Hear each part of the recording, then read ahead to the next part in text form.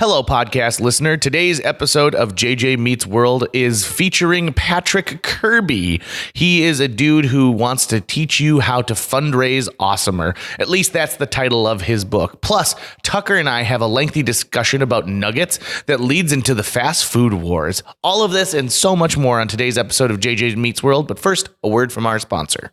This episode of JJ Meets World is brought to you by Natalie Deutsch of Hatch Realty. Natalie has a proven track record to get your home sold faster and for more money. She is consistently focused on her clients' needs and wants throughout the entire process and make sure that they are well taken care of. If you're looking to buy or sell, reach out to Natalie today. On average, Natalie sells a home every 3.74 days. That's at least 2 a week. And last year, Natalie earned her clients on average over $4,000 above list price on their homes. And you don't have to take our word for it. Here's some of the great reviews Natalie has received. I was overwhelmingly impressed with Natalie and all the Hatch team. She was very responsive and responded to all of the emails within an hour. She gave great advice and encouragement from the listing and pictures, the offer, and all the closing details. The marketing team knew exactly how to promote my property, and I was pleased by how soon and easily my property received an offer. I was actually dreading selling my condo, and Natalie did such an awesome job that I felt like I really didn't need to do anything. The thing I most appreciated was that she really listened to what I wanted to do and respected my decisions. I would definitely recommend Natalie and all the Hatch Realty team. They made this process so wonderful. That was from Diane. So listen, if you're in the mood to buy or sell a home, give Natalie a call right now. You can reach her at 701-388-9338. Natalie, Natalie, at hatchrealtyfm.com, or you can go to livefargomorehead.com. That's livefargomorehead.com and find out some information. Huge thanks to Natalie Deutsch of Hatch Realty for sponsoring JJ Meets World. 1, 2, 3, 4. JJ Gordon, sort of like that Indiana Jones, in that he's always sniffing out his next adventure. Yes, he is. He's always interviewing guests so he can have them on his show and they can talk about pop culture, arts, and leisure. JJ has his flag unfurled and he likes his french fries curled, and he's fun and then he twirled as he goes to meet the world. He will march into the rain even if his ankle sprained. Take a peek inside his brain. This podcast is called JJ Meets World.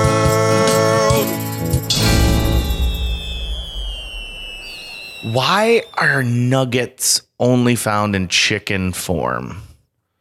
So I was thinking about this recently. You would think pork nuggets would be just as popular.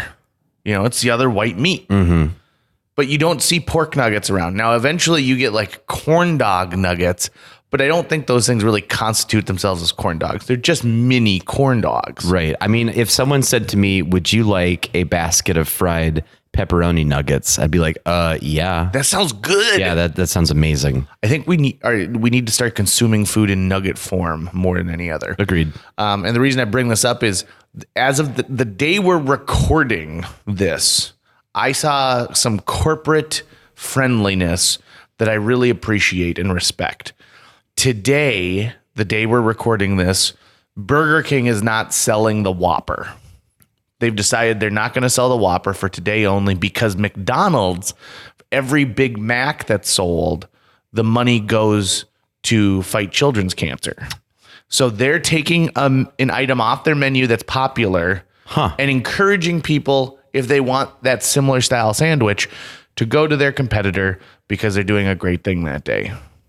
Now, I'll say two things about this. The first thing is, or you could just donate the Whopper money to charity. Right, because I bet there's going to be plenty of Whopper lovers out there that this is the best part of their day. And why not make it I leave the sanitation plant. I'm about to go home to my angry spouse.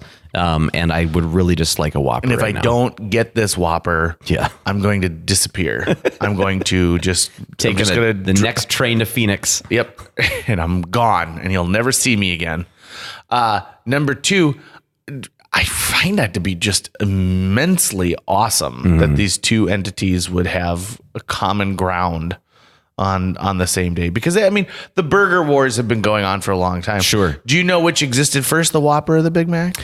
I'm going to guess the Whopper. It did. Okay. It did. It existed. And the reason I guessed that was because you posed the question as though you might get this answer wrong because we would all assume that McDonald's would be first.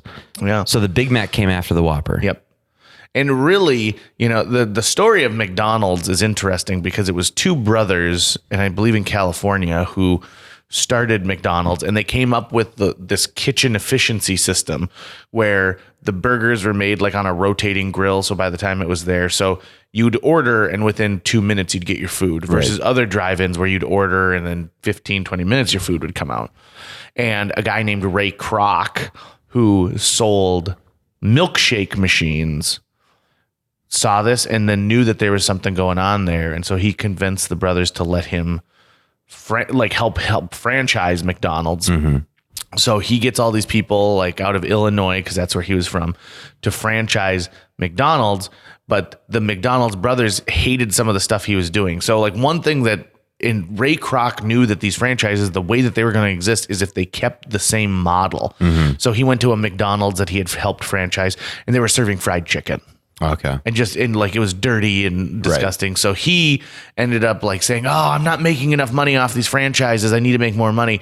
So what Ray Kroc did, which is just the slimiest, smartest business move ever, is he started selling franchises, but required those franchises to open in places where he owned land.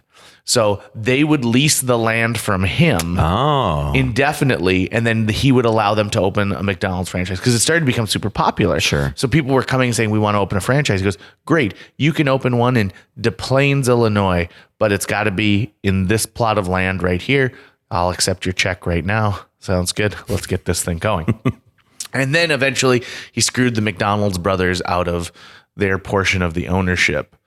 So does all of your knowledge about this come from the Michael Keaton movie? No, I read the book. Oh, okay. Yeah. So I read the book, and then it's not, an urban legend isn't the right word, but it's been well known for a long time, like how shady of a dude Ray Kroc was. Right. But then at the same time, like how much of a genius he was. His last name was Kroc. Kroc, right? Another example, did you know that Colonel Sanders started as a gas station, and then he's like, I'm going to add fried chicken to my gas station. And he experimented with this pressure cooker style cooking of fried chicken. And his empire was built completely out of the fact that people will pull over and eat if you tell them there won't be more food for a while. You scare them into wanting your food right then and there. I know a lot about a lot of fast food places. Pizza Hut, go. Okay, so the Pizza Hut brand. Actually, Pizza Hut, one of their best programs, which I believe is still going today, is the Book It program. Okay. Where they team up with elementary schools, and if you read a book, you get a star, and it used to be on a button. And once you got 3 stars, you got a personal pan pizza. That's right. I have so much nostalgia for a lot of the kid publicity that they did when we were young. Yep. Like when they had X-Men videotapes they had the Darkwing Duck one where you'd get like made out of cardboard, like a detective packet of tools to investigate crimes. They had Back to the Future 2 sunglasses, all those futuristic sunglasses you could get. They also did... who were the sharks that everyone loved so much? The Street Sharks? I believe they had like little hand puppets. They had the Land Before Time puppets, which you still see at garage sales today. Did you ever smell do you remember the smell of that rubber? And every now and then I smell it and it really awakens. Which ones did you have? I had the Triceratops girl, Sarah. Yep, who was sassy, and then I had the like Eeyore-ish. Oh right, Spike. With the droopy eyes. Yeah, okay. I had Sarah, and I think I had Littlefoot. No, or did I have Petrie? I can't remember now. Petrie was great because you could put your thumb and your pinky in there and make wings. Make them fly. Yeah. Make them fly. This has absolutely nothing to do with our guest today. Our guest is Patrick Kirby, but it's a good thing that we're starting out like this because this episode is a little bit of a marathon. The energy is super high during this whole episode. So you're going to need some calories just to get through this episode. So if you're working out or if you're driving somewhere, make sure to have, a protein rich snack that you can enjoy while this episode's going on. Patrick Kirby, Do Good Consulting, Do Better. I can't remember So we'll have to let him tell us which one it is, but it's something like that. But he wrote a book called Fundraise Awesomer, and we have a great time talking about nonprofits and the shortfalls as well as the limitless potential that small and medium nonprofits can have when they're fundraising. So if you are a fundraiser for a small or medium nonprofit, this is a great podcast for you to take heed and enjoy some of the tips and tricks. Then order Patrick's book afterwards. Or don't. I don't know. You might think he's a joke. And then, you can go and tell your board, like, sorry, guys, I didn't meet my goal this year. Should have listened to JJ. So sit back, relax, and enjoy this episode of JJ Meets World with our special guest, Patrick Kirby. JJ Meets World. All right, so the episode has now begun, and just moments before we started recording, you mentioned Radio Free Fargo. Yes. Did you know Tucker and I used to have a show on Radio Did you Free Fargo? really? We used to have two different shows. The first one was called the United Nations Musical Comedy Hour, and it was a real high concept show. And we had no idea what we were doing. What's the line from Homestar Runner where Strong Bad says college radio can be summed up in 5 words? Dead air, dead air. Yep. So that was a lot of our show. And then we had a show called Radio Saga where we would play old-timey radio shows and then kind of do our own at the same time too. I've gotten into that recently. It's so good. Yeah. And nobody does that anymore into the way they should. Right. I really think they should get back into doing the storytelling. Yeah. I mean, you can find it late night if you find a radio station, but usually they're talking about aliens, and it sounds, but like, and That's it's what not, my grandmother it's not listens fake. to. Shout out to Coast to Coast. Yeah. If you get down that rabbit hole, it's great. But I always liked that, and I did college radio in college, and I always thought it was great. And I've always had this super dream about doing an actual radio show. So it's kind of fun to actually, be on the radio once a week. And so. Well, yeah, so tell us about what you're doing with KNDS. Yeah, it's so we do a do-gooders radio show, and it's an hour of, and mostly uninterrupted conversation with nonprofits and business leaders doing fun stuff and people doing benefits and in the radio business where you've got to cut every X amount of minutes, you got to read commercial breaks and there's long breaks in between, or you've got multiple guests, your producer's sort of like running a litany of guests to keep it interesting, and there's not really a format for long form, really in-depth conversation about what the nuance and small things you do for the nonprofit world. Because like you talk to any nonprofit, they do like 100 million things, but they only get a minute amount of time to talk about it. So we just open it up and we're just like, let's talk about history. How'd you get there? Why do you do this? What do you do? What do you need? How can we help kind of thing? And I'm really into it. It's really fun. And when does it air? Tuesdays at noon. Tuesdays for at an noon. hour. It's an hour straight. Great. And I play thrash metal in between breaks because it's course. weird. Why wouldn't you do that? Yep, thrash metal and nonprofit conversations go together like peanut butter and chocolate. I can only imagine like a Linda Boyd sitting there with her headphones on. He'd be like, and Patrick saying like, okay, great conversation about the symphony. We'll be right back. No. Just sort of it's exactly like that. Like we play Ghost and what did we play the other day? I think we played a Slayer song or something out of it. It was so, and it's, I think that's funny. And I do most of the things, whether it's posting memes on Facebook for my own comedy purposes. And that's one of the things I just really enjoy. Get away with that. Let's get into who you are off the bat here. Okay. So Patrick Kirby, you're an author. Mm-hmm. You're a man who's trying to change the world. They're trying to change the nonprofit world for the better. That's a good, that's a really good intro. I don't even need to do anymore. Take that to the bank. I'm done. So I'm the founder of Do Good Better, and it's a consulting firm helping nonprofits raise money. I've ironed it out to a really quick elevator pitch. Was I help you suck less at fundraising? Because I think that's the one thing that a lot of nonprofits just can't get out of their brain is wrapping around how simple fundraising can be because they overcomplicate it. So I'm on a real hell-bent mission to make things easy and uncomplicated and fun, and work with really small and medium-sized nonprofits, not with the big boys and the big girls that don't really need help because they've got a staff of 40, but the one person, 2-person, 4-person shops who are so dedicated to like actual programming and like doing good in the community, and then they've got to add fundraising on top of it, and it's just overwhelming. And so they call me and it's like, I need somebody to walk me back off the cliff. I go, I'm your guy. And so I'll let them know that this is fun, it's great, and you're doing great things. And a lot of them actually only need a quick pat on the back to say they're actually doing well, because nobody's stepping up in either their board or their executive directors, or somebody's like not telling them that they're doing great stuff. And that's half the problem, which is like they're not getting the praise or the assurance that they're on the right path. And I just try to give that as much as possible. So I'll be the devil's advocate right off the bat. I already give to nonprofits, and they'd already take care of it, and it's no big deal, right? So yeah. I'm already doing what I'm supposed to do as a citizen, right? Yeah. So why should I give more money? Yeah. Why should I interact with a nonprofit? You already pay your taxes, and that's the real interesting thing about the nonprofit community. They're doing the things, and they're building the programs that the government can't, shouldn't, and won't do. Because I mean, there's a role for government. There's a role for a lot of this stuff. Either they can't afford it, they don't think it's within their vested interest as a government entity, or they just don't think it's worth their while. I'll give you an example. The Cystic Fibrosis Foundation back in the day, it's considered an orphan disease, right? The government doesn't think that there are enough people who are afflicted with cystic fibrosis to justify government funding for research.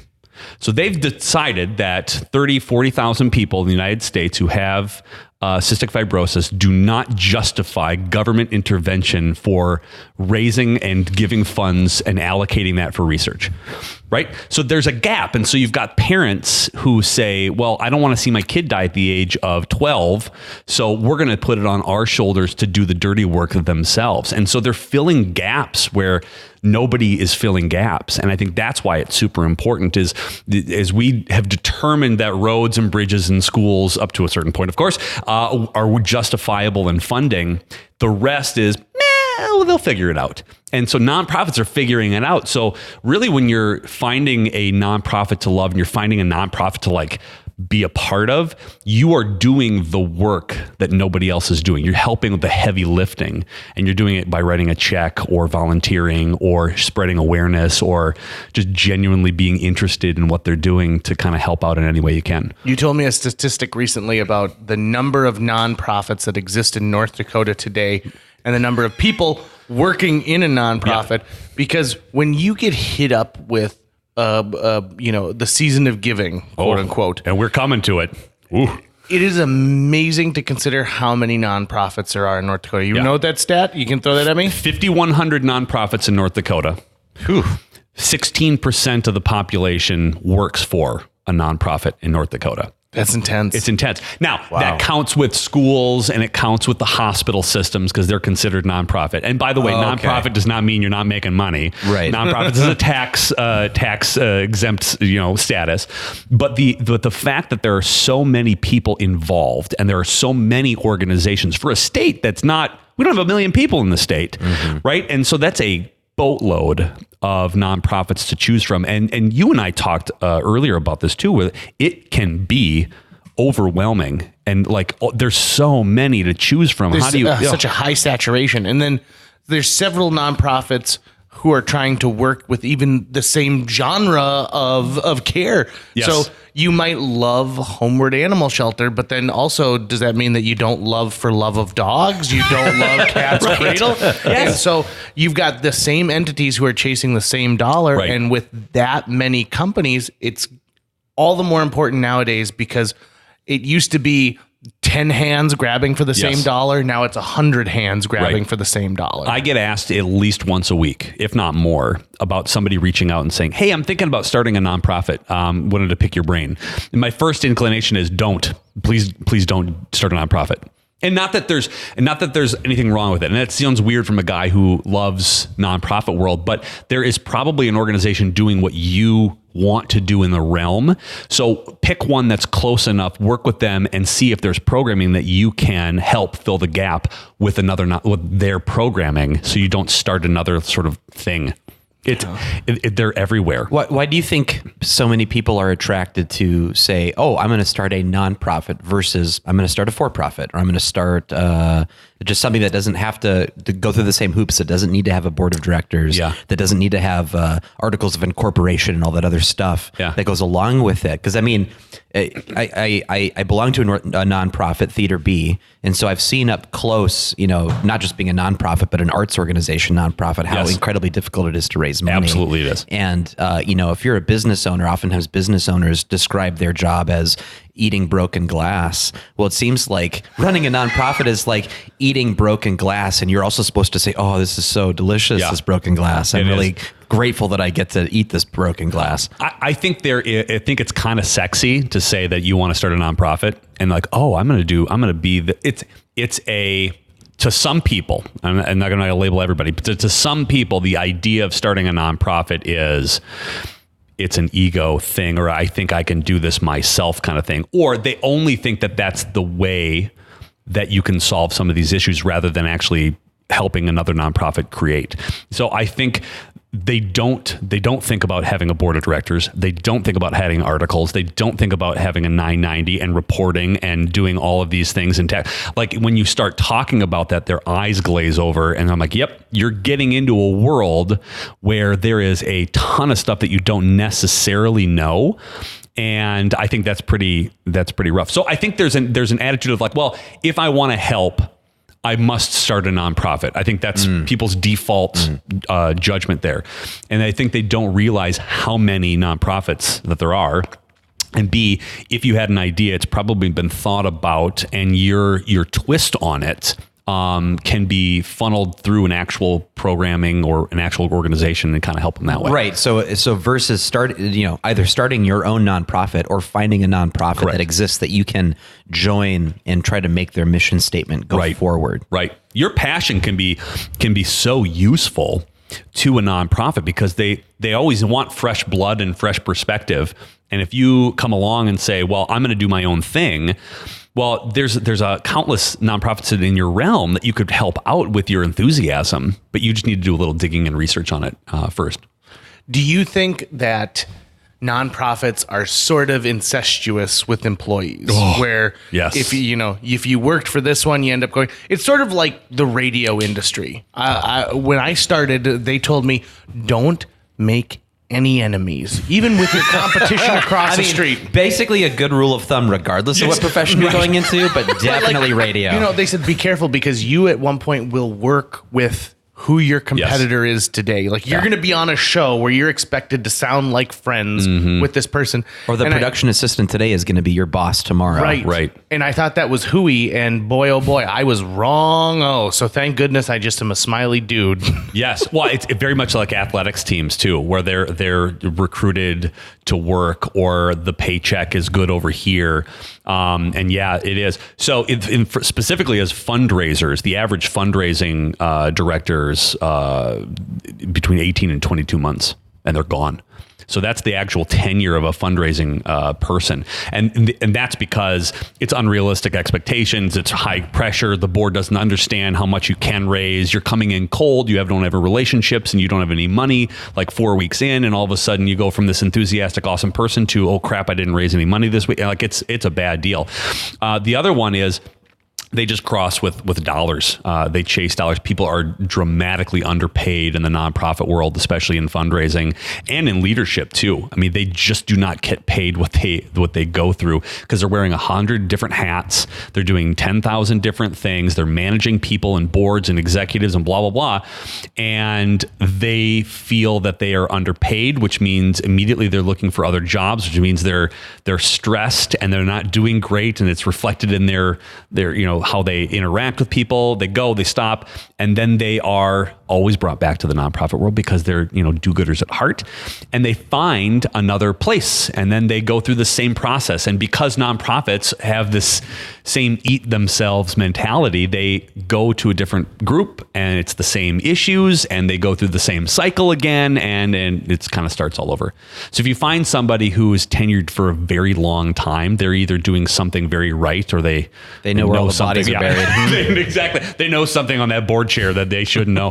I do think it's healthy to kind of turn over leadership. It's really healthy to do, but you can't, the constant turnover of the nonprofit world because they can't pay them, or they can't put them in an environment where they feel comfortable is it's extraordinarily frustrating. It's a hard thing to have a hard and fast rule of, because, obviously new leadership brings fresh perspective, new ideas, but also having legacy leadership, helps maintain relationships, makes operations smooth.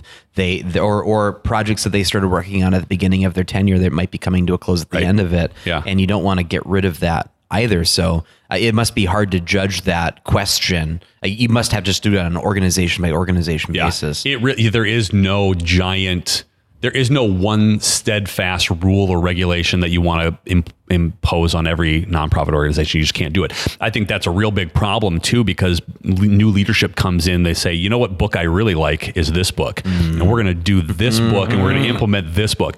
I have this love-hate relationship with leadership books, or in general, and they're just, and it's not because they're not good. They're good for the soul. I don't know if you read these, but they're usually all the same. But you get somebody who's in leadership role, and they'll read a book of like, all right, these 3 mindsets we're going to do, and then we're going to do an entire day. We're going to train on it, and this is what we're going to do for leadership style. And then you don't hear about it for the next 3 months, right? And then you're just going on your way because all hell's breaking loose, and you're just trying to do this. And then 3 months later, your boss will be like, hey, you remember we're not doing these 3 leadership things, and we need to reboot and so all the momentum you've built from not dealing with these 3 leadership things, and they've got it in the back of their brain because some employee said, hey, did we ever do anything with this? Because the answer is always no. And then you switch, and then there's another leadership, or there's another book that comes out where somebody else says that there's another 7 principles that we need to be doing. And then you start all over the process again. And that overcomplicates. It's just that's the word of the day. The word of the week for me is overcomplicated with everything.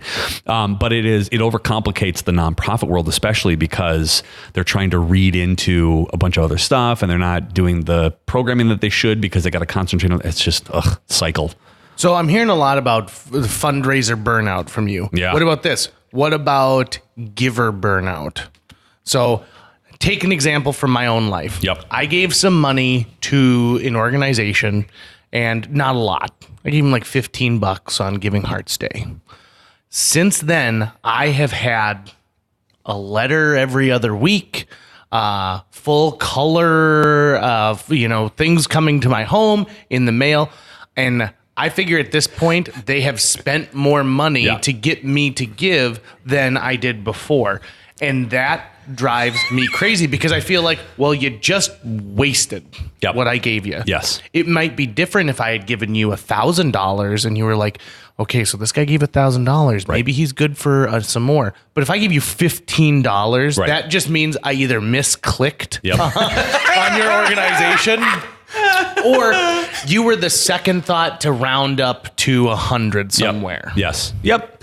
So, you could spend 4 hours talking about this. So there's a lot of school of thought from paper appeals and the amount that you do. So there is a science that a lot of smart people who are making a lot of money on print and things that have put together on the amount of touch points you need to the most amount of people are going to garner more money in the end statistically than it is for not to do it, right? So you're part of the statistics, you're part of the data dump that people are doing. I think a lot of people aren't asking the question on who they're sending mail to, first of all, because they either don't have the database or they don't have the analytics capacity. Old people like to read a lot.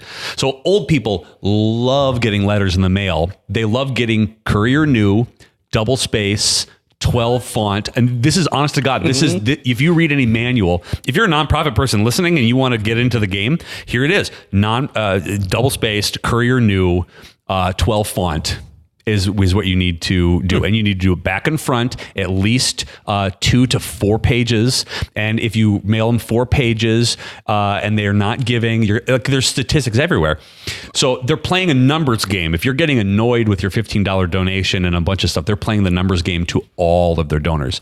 What I am trying to implore is use your data. Do they know your age? Do they know who you are? Do they realize that you gave on a digital giving day, right? You didn't write a check. You didn't respond at an event. You didn't give it. Like, there are places that you would probably feel more appreciated rather than overwhelmed with. So like that's the game they're playing. They're playing numbers rather than they are individual stuff. Like, I would be like, if you gave $15, what would be your expectation of appreciation or contact going forward? In email, a form email. Thank you very much for your donation. This is what it's going to go towards. Please think of us again next time you want to give. And maybe get on a mailing list and you get the newsletter or something like that. Yep. And that's about it. Yep.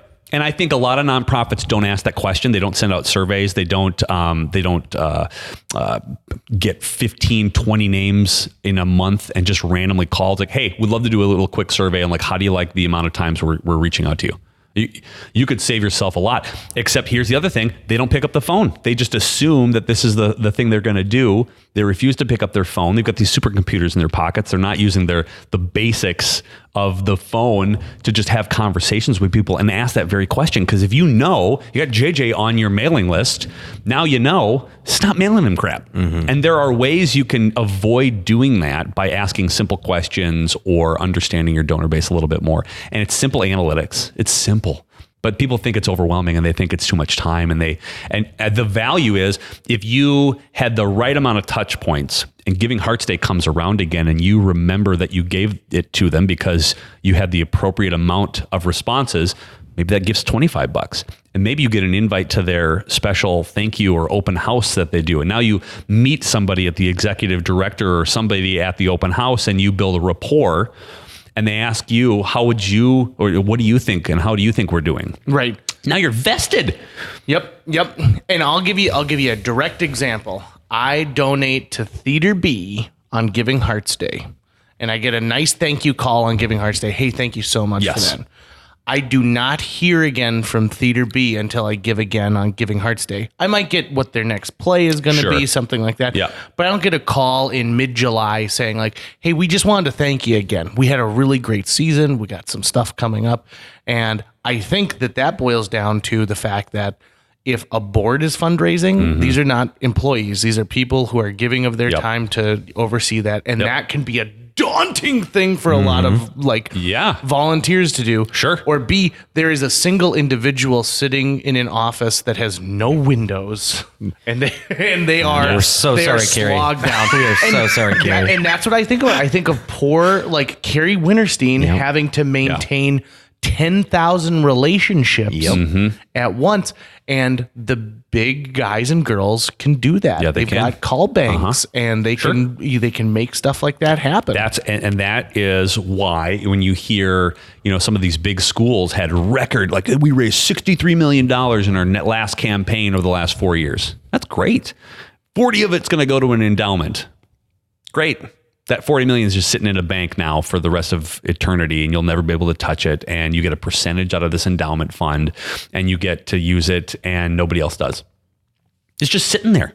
Like, who's giving to Harvard's endowment fund? It's at $1.2 billion, I think, something like that. It's like $1 billion endowment. Does Harvard really need more money for their endowment, right? And there's people who just want to do it because they get a name on the building, they get these things. There's an ego thing for you giving to the nonprofit, where if you put $1 billion of nonprofit investment in the Fargo-Moorhead area, you know how much you could do with that? You know how many people you could feed? You know how many people you could home? You could, it would be unbelievable. And so I think there's an And the big boys and girls are using that, I think, to their advantage, is because they can be the loudest in presentation and appreciation and feed upon that thing, where the smaller or medium-sized nonprofits don't have a voice loud enough that you can actually go in and say, but we're making maximum impact. Your dollar is going further here. We're doing the best good, and here's our proof. But they don't have enough money to showcase that, or they don't have the platform to showcase that. And it's kind of circling back full circle to the first question you asked about the radio show. Is the reason I'm doing that is because nobody has a voice about it. Yeah. And that's what, like, constantly want them to have that voice. And isn't it ironic that your voice is actually getting smaller and smaller as you have more avenues to get it out there with social media and internet presence? Well, you know, if I go into my Gmail now will separate out emails from nonprofits asking me to attend an event, things like that. And that folder every day is 70 emails thick. And then by the time I click on it, like, oh, I'm sorry, I missed your July event because it got buried under everything else. Yeah. And the number of letters I don't even bother opening in my house anymore. And then to think that there are probably nonprofits out there where the executive director wrote, you know, an actual note to me, but it got thrown right in the garbage because it's a number 10 envelope. It looks like everything else. Nobody's doing anything creative to do, you know, interesting. It doesn't have a handwritten outside, right? So yeah, it looks like everything else. And I think that's where and it's difficult for small nonprofits to come up with creative ideas because they're always playing defense or playing catch up. Right. You know, that's tough. And because we have all of these avenues of communication, that means that all of us now in the populace have our preferred method of communication. Right. So if it is a smart idea to call people up for someone, it isn't for me, because I hate getting phone calls. Who is this? Why are you calling me? I've done it where I've had to be the person making the call, and I hate doing that as well. They don't want to hear from me. It's 2 p.m. They're at work. Thanks for calling, I guess. You could have texted me or sent me an email. I'm I thought I was giving to the Homeward Animal Shelter. I didn't want to make this call either. I'm really sorry, Arliss. you know? Yeah. It's such a, and this goes back to, are we oversaturating the market? Are there too many people doing too many things? Is it getting blurred? There are so many giving events and fundraising events and giving days and things that you just kind of have to create a noise. And that's my insistence is know your donor base super well, build your relationships super close, and ask questions not about fundraising. For God's sake, I mean, that's the real key. What do you like doing? What do you like reading? What do you like have conversations like that? Because if you're an organization that's asking those questions, all of a sudden you're becoming completely different and interesting rather than formulatic. And I think that's the challenge I think a lot of organizations have, especially when you're trying to like rise to the top and do something interesting and do something different. So, how about this? From the business side of things, I help with some marketing at a business who gets hit up nonstop for, can you donate to our silent auction? Can you give something for this? Can you give something for that? Right. Can we use your space for free? Yep. And it just piles on and piles on. And what we decided a couple of years ago, what we wanted to try was we're going to put a dollar amount on it. And when that dollar amount's gone, it's gone. It's the same way the county does the radon tests. Right. We have this many radon tests, and when they're out, they're out. And so we were done by, and this is no joke, like January 18th. Jeez. Like we said yes to every ask that came on through that. And we're talking about like $25 denominations, but we're talking about a budget of like 10 grand. And we got hit up by people who are planning post proms, and we were getting hit up by people who were, we got spaghetti feed coming up this weekend. Yes. And you hardly ever hear back from a lot of those because it is just a group of individuals trying to put on a spaghetti feed to help somebody who has cancer within their church. Yep. And, I'm so proud that you're able to raise the money that you do for that. That is one thing about our neck of the woods that I am amazing, incredibly proud of. It's crazy. Is that you can have a ham dinner and walk away giving someone $6,000 in cash. Yeah. Just to, and people are so generous around here. I think that's the other idea too. I think that's another reason why I think people start nonprofits is they see how much money is in this area and how generous people can be with it. And they're like, this should be easy. Right? Yeah. Everyone else is doing it. Businesses, I think businesses are really having that struggle bus too, is they're trying to figure out what you see a lot more being purposeful with their giving, the same way that you just described. where they're like, we're going to give to these 2 types of charities. We're going to do these 3 things, and that's all we're going to give. And because they get it hit up so many times, and because everyone hitting them up is formulatic about their hitting up, it's the same letter, same thing. And I think people get really frustrated with it, and they just like, throw their hands up. They go, I just want to do this. I'm just going to do these 2 things. And it's great for the businesses because it can see the maximum benefit. I think is really kind of cool. But I started a new trend, which I stole from Eric Hatch. So I just read Eric's book. yes, You started a trend that someone else started. No, I'm not. Did I say a trend? I started a new trend. Well, I started a new trend with our business. Got it. Yeah. I started a new trend with our individual business in this tiny globe. Got it. That I stole from outside the globe. Got it. But Eric talks about he puts up hurdles to people who want to, like, I want to get into real estate. Yep. And so he'll say, listen, I'm busy right now. Could you get a hold of me in 2 weeks? And he said, like, gosh, 90% of the people don't have that second contact. Yep. So if somebody sends me an email or calls me and says, hey, I am putting together this blank, and would you consider donating blank for us? Say, now's not really good. Would you call me back in a week? Yep. Or I'll send them the Facebook message response of like, call me on the 15th. And if I hear back from them, I know, okay, so I'm not just copy, paste. Right.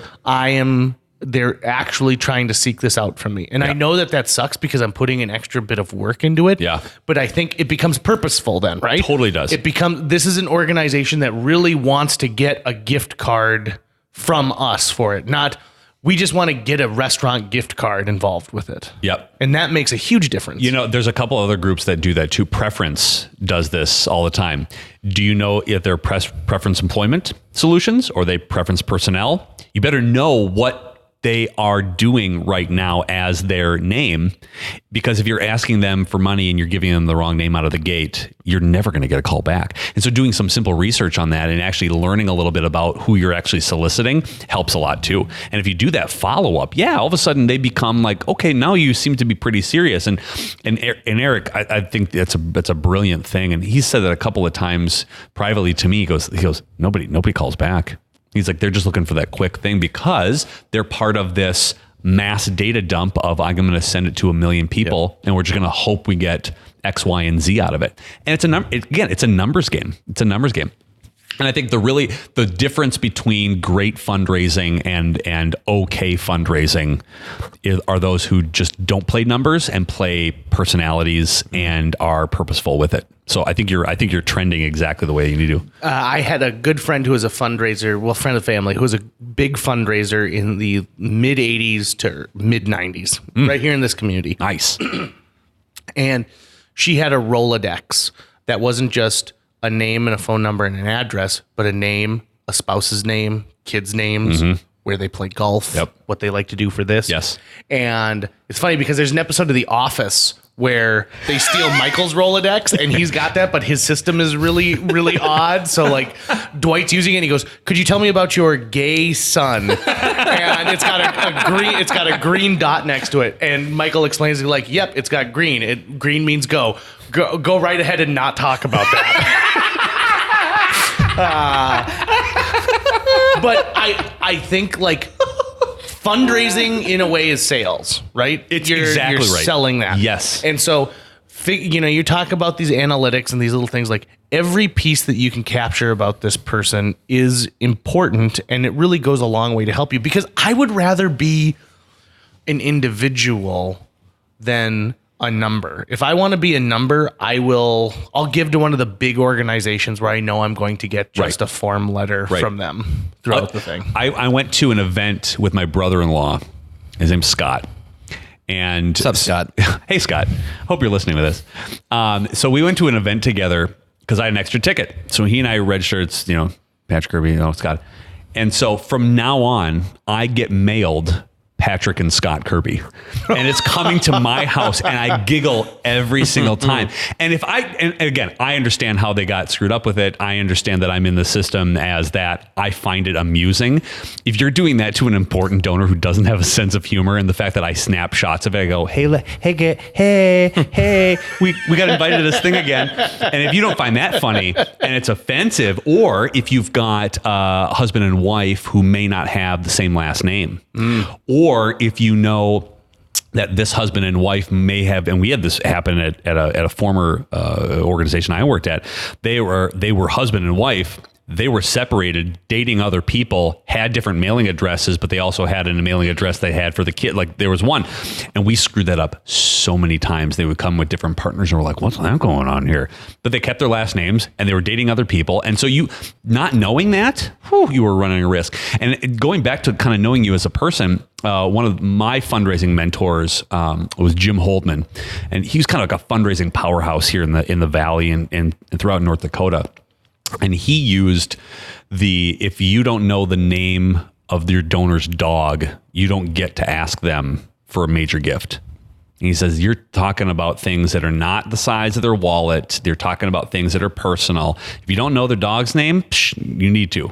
And that became a mantra that I just hammered home in my brain to know something fun or something interesting or start a conversation. Now, there are people who say, you can't get that personal with the nonprofit world. To your point, there are too many nonprofits to not get personal. And I will hammer that as well. And I'll beat the drum exactly the same way that you do it all the time. Yeah, if you're looking for a competitive advantage, that's one right exactly there. Right. Yeah. I mean, it's elbow grease, it's hard work, but it can pay dividends if you commit to it. I think that's the other thing that burns people out too for fundraising is it is elbow grease. It's hard work. People come into the nonprofit world thinking they're like, I'm going to change the world and I'm going to do great things. It's going to be great. And I'm going to make a good impact. Yeah, you are, but it's not all sunshine and unicorns and rainbows and ice cream and sunshine and you can't do that. It's a lot of hard work. It's a lot of after hours. It's a lot of early mornings. It's a lot of coffee meetings, and it's a lot of being interested in listening to people other than kind of you talking about how awesome your organization is. It's the last thing people care about. And on top of that, it's a lot of hearing the word no. Yeah, it is. A lot of hearing the word no. And if you can't stand being told no, same thing, sales. It's a sales bit. If you can't stand saying no, or I'm not interested, or not getting calls back, or you feel bad about people saying that they're not interested, it's not for you. Fundraising is not for you. But if you can understand that you're just trying to match people up with what they believe and they like. Because if you ever donated to a group that you just like, yeah, I will. You don't really have any association with them, but you just kind of, like, again, did a misclick on that. And then they try to sort of like woo you into doing more and better things. And at some point you're like, I'm just not interested. If you have that conversation early on, way easier. Mm-hmm. Like, hey, do you really want to hang out with us? Like, are we really going to go on the second date? Right. Right. I'm just not into you. I just want to be friends. Totally fine. Yeah. Here's a concept. If I got a piece of mail addressed to my dog, care of me, from let's say I gave to an animal shelter, and I'd like good news, Neely and George, the poodle and the Wheaton Terrier, your buddy JJ gave to us, and we really appreciate it. So Brilliant. We're helping other four-legged friends, blah, blah, blah, like this. And so if you ever want to come out and see the other dogs and cats that we're helping, like, please come out and make sure to thank JJ for us. That gets me. If you're the Fargo Public School Development Foundation and you know that you got a big donor and they've got a student at home, and you write a letter to a kid, like let's say you've got a sixth grader, how often is that sixth grader getting mail at your home? But they can now open it, and now you're engaging like their kids about it. You can find a way for the donor to evangelize for you, you have struck gold. Yes. Yeah. Third-party endorsement is exponentially more important than first-party solicitation. You know that if I'm working for a nonprofit, you know exactly what I'm trying to do. I'm trying to raise money. If I'm a fundraiser, I'm getting paid for it. I'm employed by them. I'm doing it. You know my bit. But if you're telling me if you're telling your friends about my nonprofit and I'm not prompting you and you don't get a paycheck for it, you just love us so much, that means way more in the marketing world. And I think that is where, like you said, if you switch the game a little bit and you're doing something different, your point of difference is that you build relationships enough to the point that people are like talking about you positively, you've won. You're turning people into ambassadors for your thing. Exactly. You know, how many people are shouting from the rooftops about arts or things like that. Like if I'm talking about the arts and I'm talking about how, if you ever been to an opera and you've ever done this, and this, I say you should, because it has this and has this and has this. I don't talk about the opera very much, but if I'm talking about the opera, people who trust and value my opinion on stuff, like, I'll go check that out. Yeah, absolutely. That sounds cool. And I think that's the difference. That's the turning point. Is just not a number. It's not a fiscal number. It's actual, like, you're making cool, massive, awesome impact. I think of like a fundraiser. I think of like a Carrie Winterstein, let's say. When I talk to her husband, David, he says, when I go out to a restaurant, I sit down at a table and I'm by myself for 30 minutes because Carrie is working table to table to table, come over because she's maintaining those relationships. Yeah. It must be exhausting because every time you are out in public, every time you post on social media, if you are the fundraiser for an organization, you're working, even though you're not. Like, you're sitting at Zorba's having a piece of pizza and a donor comes up to you and says, like, oh, hey, thanks for inviting me out to the event. Yep. You need to be on. You need to be ready. You need to continue that relationship. It's not like if I sell tractors, right? So a guy comes up to me and he says, how are the Vikings playing? Be like, pretty good. And want a tractor? Yeah, I'm not trying to get him to walk away thinking about, like, I got to get him back to the implement dealership. But you're hoping that person, you continue that relationship and make that impact. It is a tiring job. So it doesn't surprise me that you can just get bogged down and then you go to a different one and the process starts all over again. Yeah. My wife at one point won't go to fundraising events with me anymore. Mostly because if it's not a group that I work with, I'll just sit back and I go, I wouldn't do that. Hey, psst, hey, did you see this? Or, hey, did you do this? She's like, I don't care. I'm just trying to enjoy myself. She's the worst. I am the worst person to go to. Honey, just let me eat my bacon wrapped shrimp. Just listen. First of all, if you got an organization serving bacon wrapped shrimp, I want to know about that, because that soft chicken that you're going to get at the, because we can't afford much of that. But I think a lot of it is the burnout, because you believe in the organization so much, is that you are constantly thinking about it, and you go home and then you're now thinking about staffing, or you're thinking about fundraising stuff, and it overwhelms you. And if you don't have a supportive board or a board of directors that understands the seriousness of how much work they're putting into this, it's just exhausting. And I think people get burnt out a lot, and they need to reset. And I think a lot of fundraisers are like extrovert introverts, where they are on constantly. You're probably, don't tell me you're not. You get it home and you've been on all day and you're like, I literally don't want to talk to anybody. And it's the shutdown thing. And I continue this as a consultant for this thing. I'm always evangelizing the idea of fundraising, and I'm constantly on. That door shuts behind me and those kids go to bed. I've had enough now. I've had enough. And I think, honey, I'm going to go stare at a wall for like 20 minutes. Yeah. What would you like to watch? Sure. I'm going to watch whatever. I'm not interested in anything. I think fundraisers don't take it because they feel guilty about not continuing the mission, even when the doors close. And that hurts. And I think that's a real big burnout thing. And I go, but hey. Slight digression. When Patrick and I became so we were Facebook friends for months, maybe even years. It might have been years. Yeah. Before we ever met face to face, because we're two of those people where I had heard your name and you probably had heard my name. Absolutely. And be like, friend request. But the one that stuck home with me, the one where it really humanized you, is you took a picture of your sleeping, where his wife had fallen asleep on the couch folding laundry. I bet she appreciated this. And he's like, he's like, it's Red Dead Redemption 2 time. and I was looking at literally as I'm like, I'm doing the same thing right now. Jill fell asleep in this Netflix show, so I swapped it over to the PS4 and I'm good to go.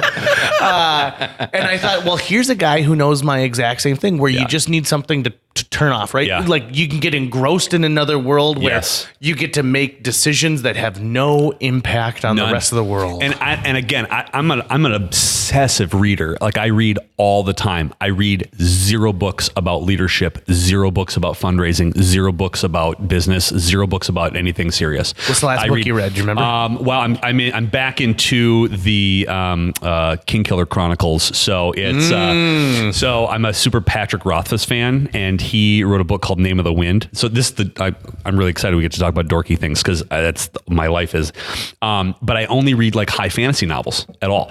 I find that's the best whiteboarding material for my brain rather than listening to somebody else who wrote a book about something else that I should take advice from.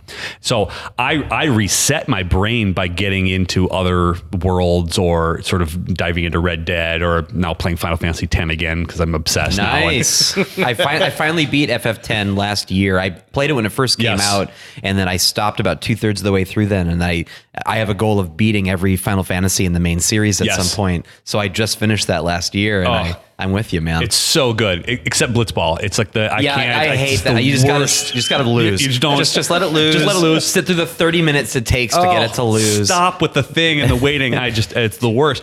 But I get home and I read. That's what I read, and I think the way that you think about worlds and things that are different. And here's another thing. Just to kind of circle back to the fundraising. They don't take enough time to just sit down and whiteboard what their big goals and dreams are, and they go over like hyped and they get crazy. So it's video games. It's all like Wizards and Dungeons and Dragons night on Mondays, and it's just that's the reset for the brain, just so you can get back into the I'm always like this and raising my hands and talking with these things and being excitable. So what you're talking about is a really important step for anyone that is committing their all to something, which is constant pressure is not good, but regular pressure is. And having those gaps, those breaks, that's essentially what sleep is to your everyday, right?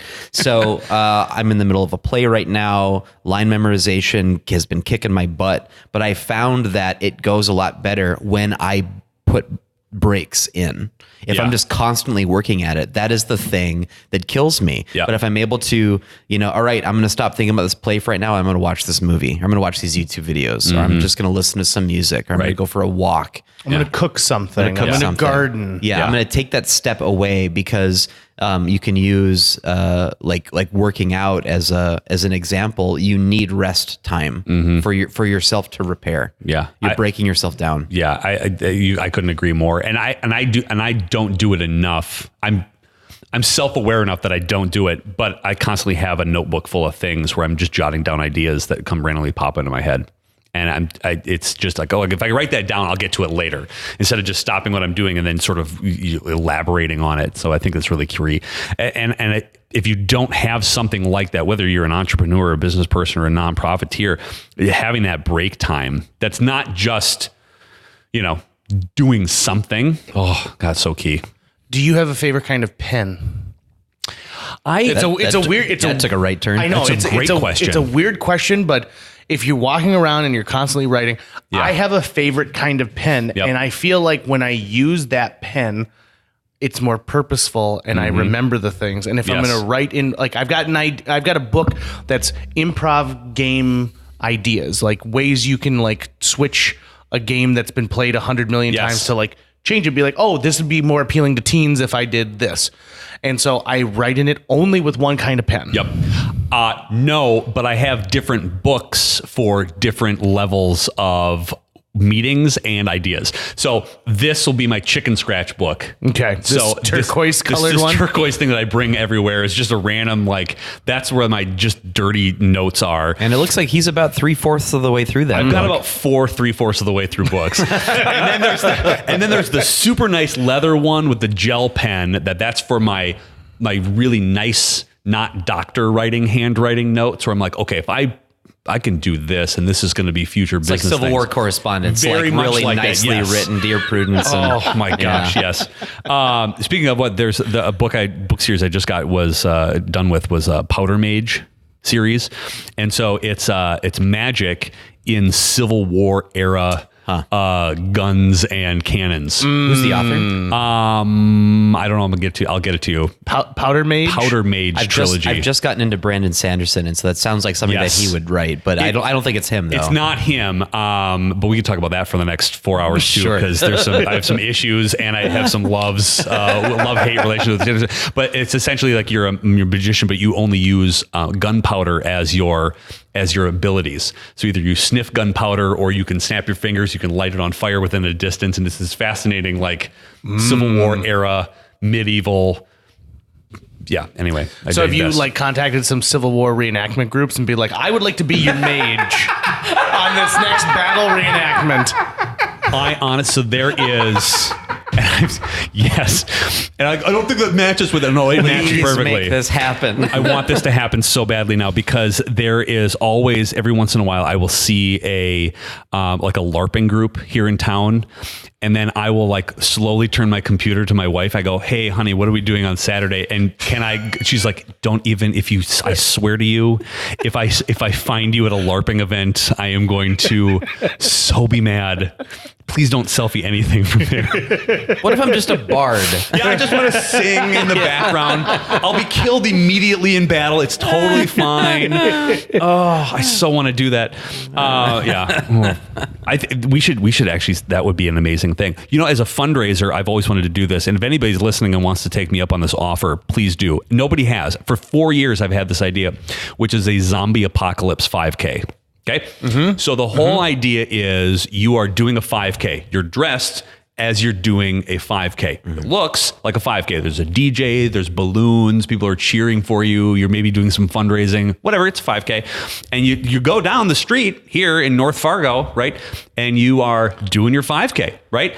But about a mile into or a half a mile into your 5K, the sirens go off by the airport or by the guard reserve area. And you're like, what is that about? And you see like pillars of smoke coming up, right? And you turn the corner and the entire guard reserve is fighting back, firing blanks into a sea of like zombies coming forward. And you've got to go through an obstacle course full of like cars and like trucks and things. And they turn the corner and they're like, no, get away. But you can't, because you got to finish this 5K. And you're wearing football flags. And so when the zombies come towards you, they rip off both of them. Then you turn into a zombie and then you attack the other 5Kers. And the first one through wins this whole thing, right? And you can remember like when the cops or the firemen like would light a car on fire. Yeah. For like they have a car on fire because only a zombie apocalypse. For some reason, the zombies start car fires. It's like an inevitable thing. And you go through an obstacle course and the first person that goes through it would win. It would be a cool, like you could talk about Army or like Reserve just in case, you know, there was ever a zombie apocalypse. Like, hey, these people know how to fight them. And then, yeah. So I have asked my friends who are in the armed forces, I'm like, tell me that there is an afternoon during training where they sit you into a room and they pull up an old fashioned slide projector and like, we know this is ridiculous, but in the case of a Godzilla-like attack, and like they have to go through the motions because you don't want to end up with like well, we never thought it would happen, so we didn't prepare. Correct. I want to know how many scenarios they go through of like, if aliens land, what's our response? What's the chain of command? What is that? Where do you do? Do you bring the president out? Do you just send the vice president to go meet with the leader of aliens? If it lands on private property, do we have to annex that, or do we have eminent domain if aliens land? I want to know all these questions. And I feel like you can make a fundraiser out of it, because that's my brain is constantly thinking about like, well, how can I raise money for charity for this? But that I think would be an amazing thing. I would like to see the plan for like a Ghostbuster situation where the spirits come back and suddenly attack the town. Yes. Like if a spectral bride starts going down the center of the avenue, what are we supposed to do about that? What if this block 9 and there's something on the top of it, like Zool, like a Gozer type, like it's a Gozer, like these buildings that we keep erecting. Yeah, like what if they dig too greedily and too deep? Correct. And they unleash a Balrog. Like that's always an issue that I'm worried about. Yes. And there's just not a contingency plan, I don't think, downtown. I don't think that the community partnership has thought about that. We just had Mayor Judd in here. We really should have asked him if Moorhead has a Balrog plan. I feel like an idiot not even bringing it up now. Follow-up question as you release this. Right. I mean, it's weird because we did do all those buyouts and we're just mounding dirt in areas. Yeah. Why are we mounding so much dirt? Oh, boy. Yeah. Well, you bring up an interesting concept, though, Patrick, which is Event fatigue. Yeah. Because I think there's some groups who've been doing the same event for 40 years, and it probably is bringing in an adequate amount of money where they don't think that they want to throw the baby out with the bathwater. Yes. But at the same time, gosh, if I get invited to another, like, come out to this brewery and $1 off of everything goes to us. If I'm not ultra passionate about your nonprofit already, the odds of me supporting you that night are the odds of me just going to that brewery to meet some friends, and it just happens to be a happy accident that you're doing a fundraiser. I have to act shocked because I'm in the world of, like, you know, talking with a lot of charities. Yeah. I have to act shocked at this conversation. You know, our Dine to Donate 10% back to our organization on a Tuesday night really didn't raise more than a couple $100. And I thought more people would come out and support us at our Dine to Donate. Mm-hmm. And I apparently don't understand what 10% off of a coupon book of a $9 chicken ribs combo dinner. You're not Correct. I mean, businesses aren't stupid. And if you know that your Tuesday night is going to be a low, like only Phyllis is going to drink in a couple of extra, blueberry cocktails at the bar, and there's not really much else going on. So if a charity comes in and brings 12 guests, we're 12 guests ahead of this thing kind of fundraiser. It's just not a thing. It's just not going to work. And I think about how many hours the people who are at the nonprofit are on Facebook trying to corral people into a Dine to Donate, Dine to whatever thing, and the amount of return on investment that is. Or the flop, and then it's just this deflating thing. Like, nobody cares about our organization. No, you just there's too many of these things, and nobody's thinking differently. Which is why, like, the really cool, really different events are the ones that people go to. Like, I remember when I moved up here, 8 years ago, but it's 10 years ago we started this. No, it was 8 years ago. We did the Brewers Ball. And it was right when Fargo Brewing came out. And the concept was, this was 8 years ago, let's do a craft beer event. And this was before craft beer was kind of cool, or here in Fargo. And we got a couple of bars to come, and then it was craft beer tasting and food and snacks. Revolution, like, nobody was doing that at the time. And then now everybody has the craft beer tasting, and it's like, okay, we'll get on the list for the number of things we're going to do per thing. And so they had to evolve to wine. They had to evolve to all of these different things to make it different. Because if you're doing the same thing everywhere else, great flattery, that's great. You're going to rip that up and duplicate it, but you have to be ahead of the game. Gone are the days of people being overly excited about a black tie, let's dress up in a suit to go and be at a gala, and you get served the same food and the program is the same and the kind of thing. Like, it's just not. And if you're a guest, you've been to 100 of those, and if you're not vested in it, you're not really paying attention. You're the one that's talking during the program, and the MC is going to have to go, hey, can we just get your attention here for 2.5 minutes? Or the program's too long, or they don't. I mean, it's the same thing. Same auction items, same live auction items. I think Carson Wentz is great, but there's only so many Carson Wentz jerseys you can auction off. Everyone has a Wentz jersey. Everyone's purchased it. At this point, we've all purchased them. And then the next year and a half, it'll be everyone's going to have their Thielen jersey that's signed. Like, these things go in. So what are you doing differently about that? What are you doing for the experiences? What are you doing for how people feel when they go to the event? Or your event registration line didn't take you 5 hours to get into the... Like, there's a whole bunch of things you can do to manage that fatigue. And then people are just going to stop going, and they're just going to write you a check. My mom talked to me once about how she and my dad stopped going to the Bison Bitters Bowl because they waited for 45 minutes to get their paddle. And she was like, by the time we got it and we were done, it was, we got in there and there was a rush to get this and there was a rush to do that. And she goes, she's the same thing. I'd rather just write them a check than have to go out. She goes, right. I already get to go out and have fun nights with my friends. Right.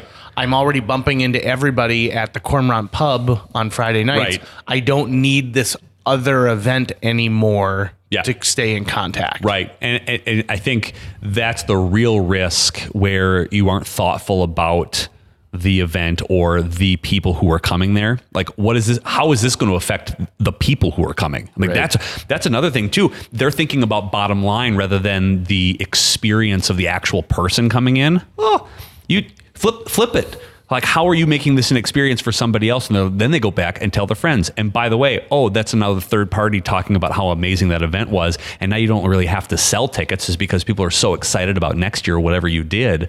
And then it's really hard to keep one-upping yourself event after event after event. These expectations of like, well, now we're going to raise $1 million. Now we're going to raise $2 million. Now we're going to raise $3 million. It's crazy. And if you have the same things over and over again and you don't switch it up, or you don't sort of change, or you don't conscious about that, I think it's, yeah. We started a thing with my improv troupe called our Year to Volunteer. And in September, to celebrate our 15th year of being a business here and being a very successful, profitable comedy business, which is rare. Yeah. We started a thing called the Living Room Series. And what it was is we would come to a private home and do an improv show in your living room. You could invite as many people as you could fit in there. And every single ask that we had for it was somebody who said, listen, I'd love to invite my neighbors and my friends over because we're doing this fundraiser. So this could be part of the fundraiser. Yeah. And it just became this beautiful thing where, so we went to a really nice house in South Fargo where they had this big room that could fit about 25 people. They had 25 people. They did a potluck and they raised a ton of money. Well, I found out the woman who had booked us for that night sits on a board, and she said, these were all board members here. And we had our annual meeting, we had a potluck, and then we had this improv show. And she goes, after that, people were energized. They decided to go out and do this. And she goes, another of the board members reached out to you, and then they invited their friends to come to this thing. And we get so bogged down in thinking we need to rent out the Fargo Theater and we need to sell 800 tickets to this event. Well, you could have these smaller events where you can really make them personal and get 25, 30 people there and probably end up with this, when you talk about cost of like renting a theater and appetizers for $1,000, you probably end up making more money off of this, and it's got that personal touch to it. Yeah, that's really smart. And so there's two things to this. One, I think that's brilliant. The other thing too is that that also addresses like a major problem for nonprofits, is that if you don't have those 25 people, where are you going to do those little private events? And so you're seeing nationally this obliteration of small and medium-sized donors across the country. This is the first time that general fundraising has dipped in the last like 50 years, 40 years, something like that, in the last like 2 quarters. Like I'm like the most glass half full kind of person in the world, and I've been sounding the alarm on this thing, because there's a vanquishing of the medium-sized donor. The person's going to give you $100 and $200. There's people who are just not giving anymore because either they haven't come back from the recession or whatever. And so a lot of these nonprofits who think that that's a fantastic idea, they don't even know where to start on some of those things. And I think that comes back to that burnout issue where it's like, well, what do we do? What do we do now? How do we even go about doing some of these things? And those larger organizations who have these incredibly high capacity donors are able to do some of those amazing events. And then those small sort of startup groups, or those groups who don't get the recognition they do, a lot of them have to do with arts and humanities. Those particular groups don't necessarily have the clout or the people, or those, because there's 25 names in this town that everyone has on everybody's list. Every one of them. All the buildings are named after them. All the scholarships are named after them. They give the most, and God bless them. They're fantastic. But nobody's thinking about that second tier, and nobody's really investing in that third tier. The ones who are going to be president of the company someday, those are going to be those executive level, the ones. And so the constant theme of just trying to hammer through some of these nonprofits' brains are, get to the next generation and play the long game. Don't worry about what's going to happen tomorrow, right? Play that long game, build those relationships, do the fun things, start getting people to talk about you, and being as creative as getting people into a living room. And it doesn't necessarily have to raise a bunch of money, but do something creative exactly the way that you were talking about it. And friend raise. Yeah. There's an art to that. And I think a lot of nonprofits are so obsessed with money that they forget to not make an ask. right? Or they forget that being a friend first or being personable first is way more important at the end of the day. And I think they get they're money obsessed. They don't have money. That's all they can think about. And they're just so worried about closing up shop. They're so worried about this. And if you worry about that consistently, you're going to have a bad day is what it's going to be. There's a great amount of people out there who I talk to as well who say, number one, you're right. The millennial generation, nobody's asking or engaging that millennial generation. They're like, I've got a good job. I've got a student debt, but you know what? I also still want to give because I want to feel a part of my community. Yes. It's the same reason why I'm going to the farmer's market every week. I want to know where my food's coming from. I want to know where my money's going. Secondly, I have noticed that the nonprofits, and Trollwood did this great when they first started out, is they said, well, we need money, but maybe there's a way we could say, could you give us scaffolding instead of a check? Yeah. And so your business has a ton of scaffolding laying around. Well, sure, I'll give them that. Well, we were going to buy this anyway. That's what we were asking the money for. But this way you give us this. And that way when the envelope comes, you think, well, I haven't really given them any money this year. Yes. So you get the money and you get the scaffolding. Yeah. And that was such a genius way to engage businesses to ask for, like, listen, what can you do for us for paint? What can you do for us for dog food? The Amazon wish lists for nonprofits. My wife loves them because she says, Churches United for the Homeless is building this building. I feel weird writing them a check because I don't know where the money's going. Yep. But I know if I buy sheet sets for 20 beds, those are going on 20 beds that are actually helping human beings. Yeah. And so circumventing a dollar sign in a different way is a genius way, in my opinion, to get people engaged in what's going on. And then you feel some pride. You say, like, the sheets at that new place. I helped with the sheets at the new place. Yeah. A lot of the problem that the nonprofits have is messaging about how, hey, you're going to give to our products and services. Like, nobody cares about your products and services, right? You're going to help operating costs. Nope. Yeah. Now, they're the most needed thing. Like, from an operating cost standpoint, from like a donor's perspective, it's the most boring thing, and they don't feel good about giving to it because, again, it gets lost in this minutia of numbers.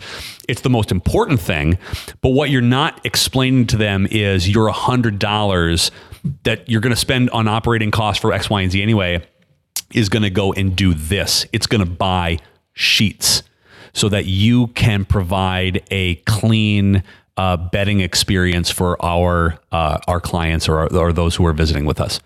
So connecting the dots to some physical entity, nonprofits are horrible at. Like, if you ask a random nonprofit, and I start this question when we kind of have our first little get together, and I'm asking them questions. The first one is, we're in a coffee shop. How many people know what you do and who you are? And they're like, nobody. I go, first of all, that's a problem. Number two is, if I give you $1,000 right now, what would that do? And a lot of them, probably most of them, don't have an answer. And so it really falls on the responsibility of some of these nonprofits is to come up with the idea, because someone will eventually ask you, how can I help? You know, and whether you don't have an answer for scaffolding or you don't have an answer for bedding, you better have an answer. Well, we're doing the following things and it costs this much to do. And you would be surprised that not a lot of nonprofits dive into their numbers to associate a physical entity or something with their actual mission. Because like you said, I now know that I gave bedding. I now know that I provided an hour of therapy for a kid who is traumatized with whatever. Mm-hmm. You can now associate your money with that exact same thing, and it's crucial for nonprofits to do that, and they don't take the time to do it. So it's really on their shoulders to come up with that.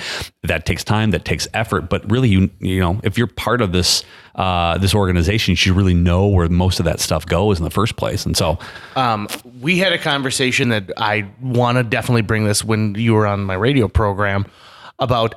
You also shouldn't expect everything to be free because you're a nonprofit. Correct. And you need to make an investment in people, places, and things. Yes. If you expect people to make an investment in your company. Mm-hmm. The year to volunteer thing that we did was great because it didn't cost us a dime to go into a living room. Right. And worst case scenario, I smell your cat for 60 minutes and then I'm gone, right? But I get an ask once a week from a group saying, we're doing this fundraiser. Could you come and be a part of it? We don't have any money to pay you, but we know that you'd be a draw to bring people in. Mm-hmm. And it's hard, but I have to say no sometimes. Yeah. In fact, it's probably 50-50 where I say no because It's going to cost me money. It's going to cost me money to drive to Yulin to do this show. Correct. My people put a lot of time and energy into becoming better performers. And so when you ask me to do something for free, you're taking the value away. And if you tell me that there's exposure for it, like, I've been around longer than your nonprofit now. Don't worry. My exposure is just fine. We're doing just fine at this point. Yeah. And that goes into like hiring people to fundraise for you and investing in those events. So it's not just what freebies can we get, but what experience can we bring? That's 100% true. And I a lot of nonprofits and some even board members, I think specifically, don't get that because they don't see spending money as an investment. They see it as, oh, it's a line item. It's losing money. It's losing money. And again, I think that comes back to that long play idea. If you're not hiring the best people fit for your organization, not paying them well so they don't have to think about money. So like part of the burnout process, if you're getting an entry level position in a nonprofit and you're making $35,000 and you got a family of three, right? Your husband's not making, $55,000 or whatever, and you've got whatever. Your bills are going to come first, and then that first like 2.5 weeks where you're flying high at an organization, and you're not really thinking about your paycheck because you're thinking about impact. Well, if you get your paycheck and all of a sudden the bills come due, you're more worried about now bills than you are impact, which means you're now on the immediate looking for a job. Or you're looking for a second job, which means you are now not concentrating as much on the impact and the process because you're not seen as valued because you are, you can't work from home. You can't, take a lunch break. Butts and seats are really what's important. It's not. And so same thing goes with events. Where if you're not going to pay for a quality event, if you're not going to provide something, or you're not going to, if you don't pay, you're not valuing that person, you're not valuing that product, you're not valuing that service. And a lot of the people who pride themselves on, hey, 99.9% of a dollar goes right to our programming. That you shouldn't be proud of that. You should not be proud of that because that means you're not investing in anything, and you're on this like whispered dime, not even a dime. You're on a penny budget on things, which means you're not paying your people. You're not paying folks who deserve the service in the first place.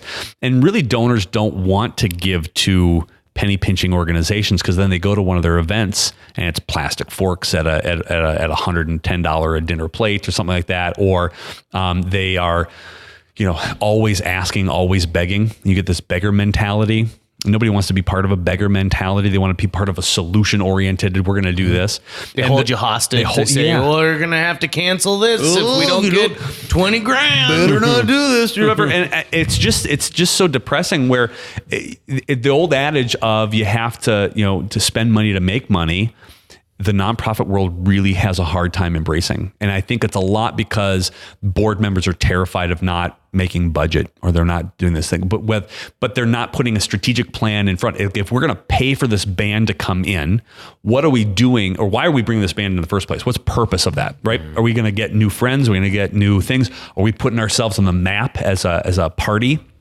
Or we're spending money on food? Because what are the two things that people remember from events, right? Was the food good? And could you hear anything? Right. Yeah. Right? So I know so many events who just go, oh, they've got the PA system, we're going to be fine. No, you aren't. You're going to be terrible. Nobody will be able to hear you. And if they can't hear your message, then they can't be bought in. And so they skimp on the most important things. Well, if you end up going to an event where you both can't hear the message and you have crappy food, those are the two things you're going to take away. It doesn't matter how much money they raised. It doesn't matter how many people were there. It doesn't matter how many cool auction items you got. The two things you're going to tell your friends: how was the event? Food is crap. And I couldn't really hear anything. It was too loud. You've ruined the opportunity to build relationships with these people because you did not spend the money on the things that are important.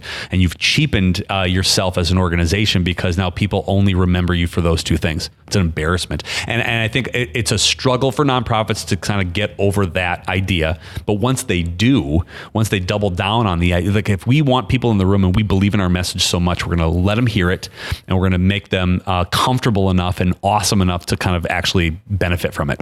Speaking of awesome, you wrote a book, Fundraise Awesomer. I did.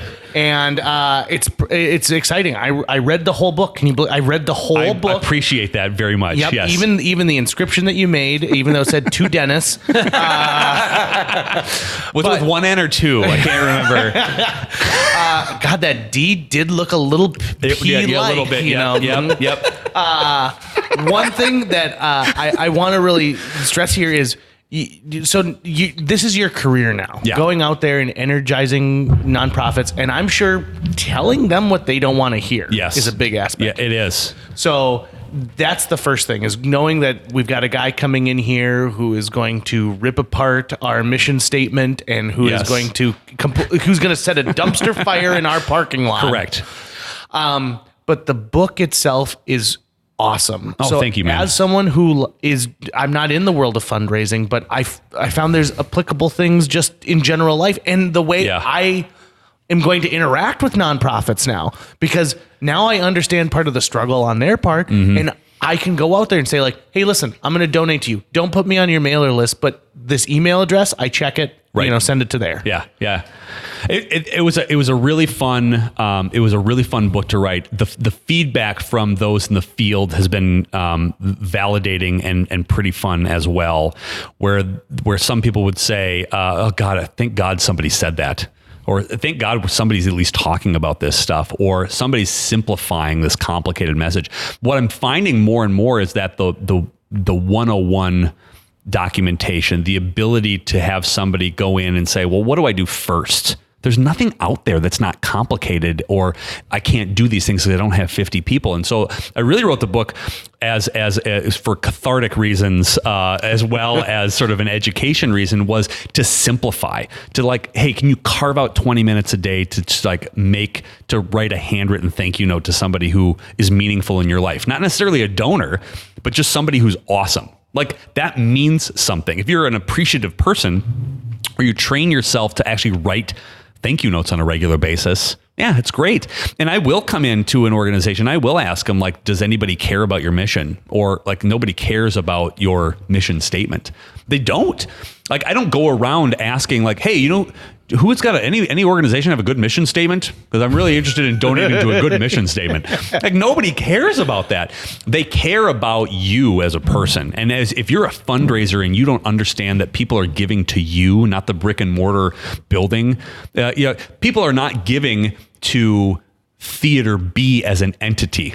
They're giving to Carrie because she's passionate about it and she's talking about it. Like, they have to own the fact that they are a part of this fundraising thing, and to carve out time for them to just have relationship building and getting rid of all this BS stuff that you have to do on a regular basis in the fundraising world is really why I wrote the book. And to have validation from those in the field who are doing this on a regular basis from countless places. Not just, I had a book that was sold in Bahrain from a military guy who's doing vet work. And he wrote me, he was like, hey, read your book.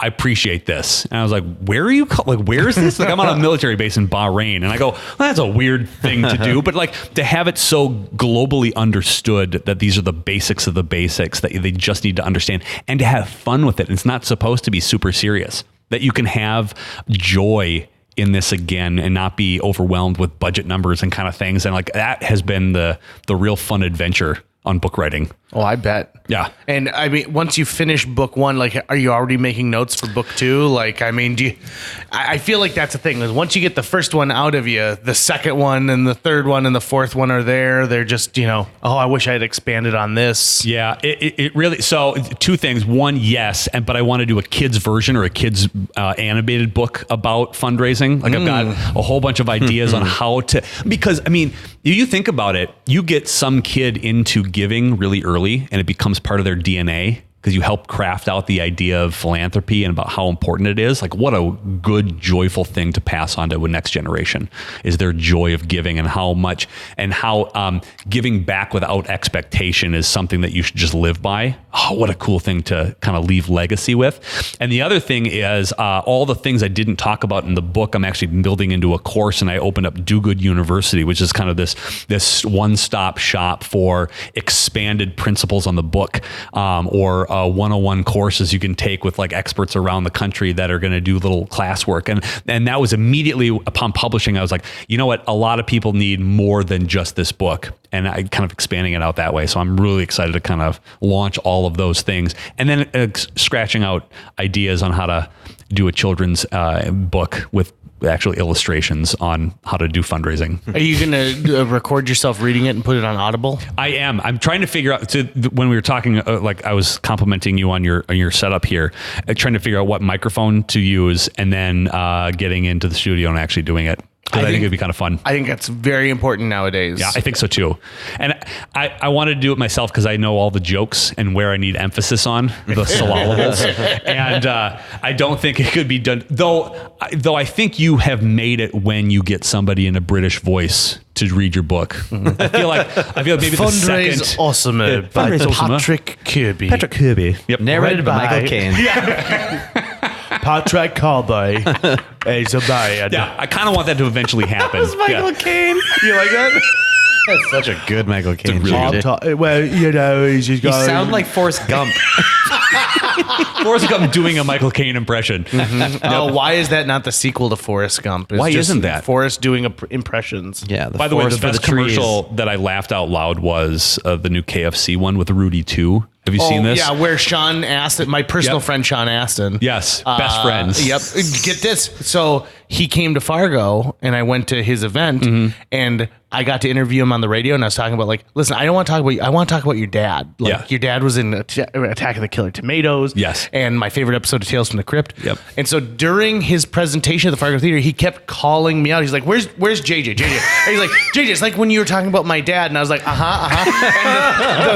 the third time I finally said, hey man, there's a lot of people here that you should be talking to. But my wife just, I mean, she had Yes. tears in her eyes because she was like, you're friends with Sean Astin now. But yes, going back, Yes. he plays the Colonel Yes. as Rudy. Yeah, and the tagline of "He's Colonel Sanders now." I saw that. It was one of those late nights where everything is funny to you watching TV, and the dumbest things are funny. And I saw that commercial, and I would do the it's so funny, and then I'm trying to explain it to my wife about how, because I don't think she thinks I'm as funny as I think I am, which is I just don't a know your general wife, fun. and I Yes. can already picture the look on her face Yeah, right just now. me trying to explain Rudy to he's Colonel Sanders now about how funny that is. Oh, that was the best. It's hard to explain. My favorite commercial of recent is one from Kmart from several years ago when they were talking about their layaway process. And it's a guy and this Kmart guy, and it's the television's point of view pointing back. He's like, so this has got HD, huh? And he's like, yep, it's got HD. He's like, all right, well, how much? He goes, well, actually, we got a layaway program. You can take it today, and you won't have to pay anything for 6 weeks. And he's like, yeah, okay, sure. So I'll just take this and walk out the door and be like, bye. And he's like, yep. And he's like, and then this washing machine. And I'll be like, dup, dup, dup, dup, dup, dup. And so I see this, and I'm explaining it to my wife, and she goes, that's not funny. And so I showed it to her, and she goes, that's hilarious. You just don't do a good job explaining it. Yeah. And that cut me deep. Yep, Cut me real deep. I'm usually. My wife will call me out on this is the funniest thing I've ever seen because everything I see is the funniest thing I've ever seen.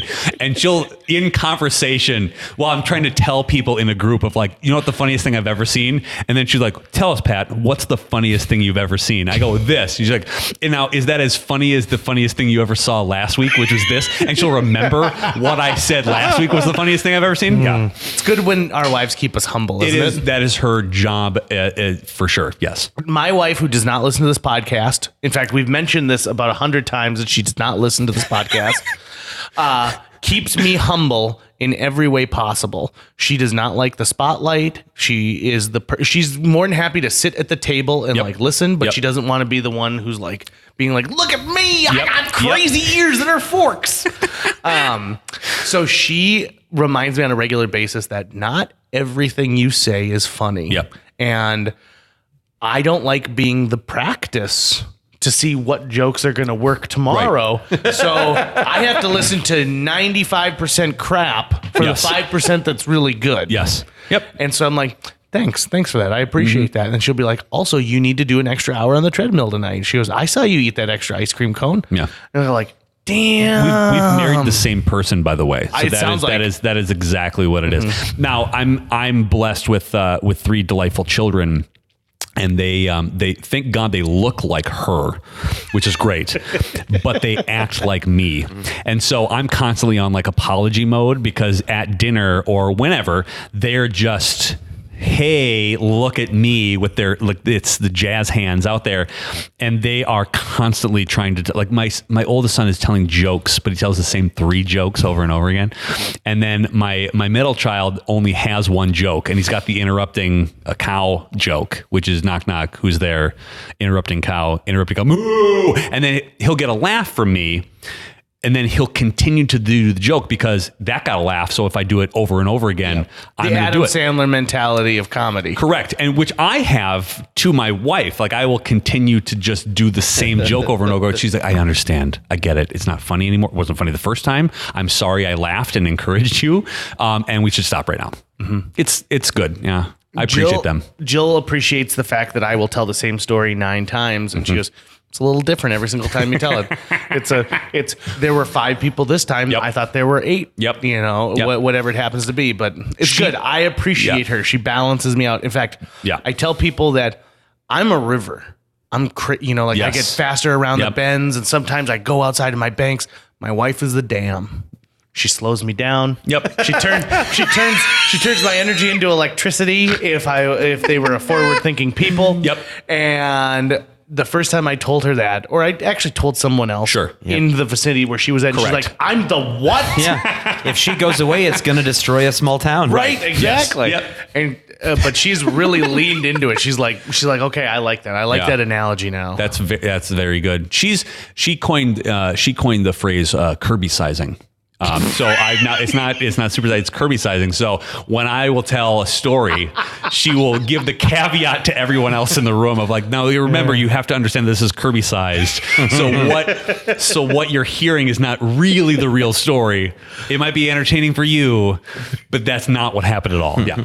Well, as we wrap this thing up, tell people where they can get your book. Sure. It's on Amazon, so you can just look at Fundraise Awesomer, and you can find it on Amazon. You can also go to fundraiseawesomer.com. So I made it easy for people just to go, what is Fundraise Awesomer? And hopefully SEO will capture it, I guess. It's not like an angelfire.com / Patrick is awesome / wizard powers / It's not. That's not a bad idea. In fact, I wanted my business cards to be Magic the Gathering, like where it would have my superpowers of like statistics, like in really nerdy, like D&D sort of ways. Yeah, I mean, I love that, but that is a very niche group who would. I was told by several people who are most of their disposable income goes into Magic the Gathering. Correct. So. Yes. Yeah. Not even close. But eventually I will do this just for the sake of doing it, because it'd be great if I ever have partners in crime doing this, and then you can add like, this person is like a wizard at appeal writing, but this one's a stalwart paladin when it comes to storytelling. Like, I want that. But anyway, so yeah, it's not like that, but it should, and I should get an Angel Fire website. So yeah, fundraiseawesomer.com or on Amazon you can find, or you can just find me on social media. I'm usually the handle at fundraising dad on most of those channels, or go to dogoodbetterconsulting.com. And for those entities out there who said, gosh, I listened to this and my eyes are already open to a lot of this. So consulting, you work with nonprofits of small to medium size, and you're traveling, you're going out there, you're visiting. And traveling. I've never said no to a coffee meeting yet. In 2 years of doing this, which has been overwhelming the last couple of weeks, which I've looked at my calendar and I said, well, we need to maybe stop this. I'm always open for a phone call, always open for a Zoom call whenever. I love talking about this stuff. Like, there's not a lot of people who just love talking about fundraising in the obsessive way that I do, and coming up with ideas. I never charge for a coffee meeting. I probably will buy your coffee anyway, because I'm just, hey, I get to talk about fundraising for an hour. Woo! And I love talking about it and trying to help as many people as possible. And I'm just on this hellbent mission to do that, regardless of your size and scale and scope. So that's awesome. And then, for those individuals who just want to get to know you better as a person, Yes. listen to you on Tuesdays, did you say? Tuesdays on Radio noon Free to Fargo, 1. noon to 1 on Tuesdays. And, That's awesome. And we replay them on the website too, and they're kind of evergreen podcasts or other webcasts, whatever. So it's really kind of cool. We've got a whole bunch of great guests coming up in the next month and a half because it's event season, and so everybody's like promoting events, or it's end of year season where people are kind of promoting their end of year stuff as well. So you will see a lot of it. And if I can leave a parting shot, again, as overwhelming as giving can be, it's the best feeling in the entire world to give to somebody who really appreciates a gift. And regardless of what size or whatever scale or scope of an organization you give to,